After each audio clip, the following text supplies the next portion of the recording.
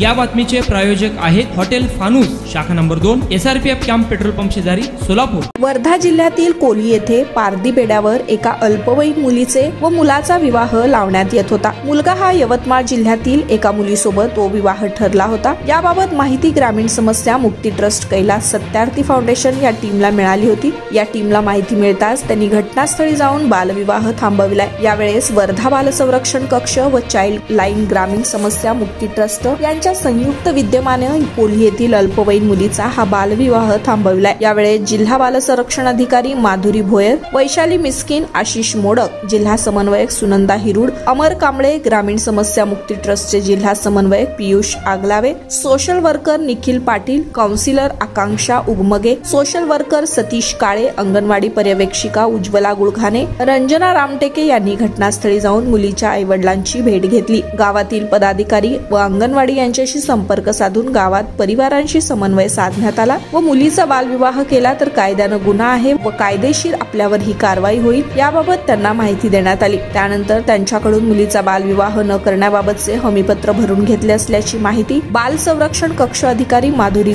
भोयर यांनी दिली आहे। नमस्कार, मी जिल्हा बाल संरक्षण अधिकारी वर्धा। आम्हाला 1098 वर माहिती मिळालेली होती की कोल्ली गावामध्ये एका अल्पवयीन मुलीचा बालविवाह होत आहे। मुलगा सुद्धा अल्पवयीन आहे। मुलगा राळेगाव येथील आहे। तिथे त्यालाच पोलीस स्टेशनमध्ये थांबवून ठेवलेलं होतं आणि मुलीची चौकशी करण्याकरता आणि पालकांचा जबाबनामा लिहून घेण्याकरता आम्ही गावामध्ये आलेलो आहोत। आणि गावामध्ये बघितलं तर मुलीशी चर्चा केली, मुलीच्या आईवडिलांशी चर्चा केली तर अनेक अल्पवयीन मुलींचे विवाह गावामध्ये पारधी बेड्यावर होत असलेले आम्हाला प्रकर्षाने जाणवलं। त्याचबरोबर इथे शिक्षणाच्या आणि इतर सोयीसुविधा नसल्यामुळे मुलींचे विवाह अल्पवयातच करून देऊन आईवडील आपले कर्तव्य पार पाडतात असं पण जाणवलेलं आहे।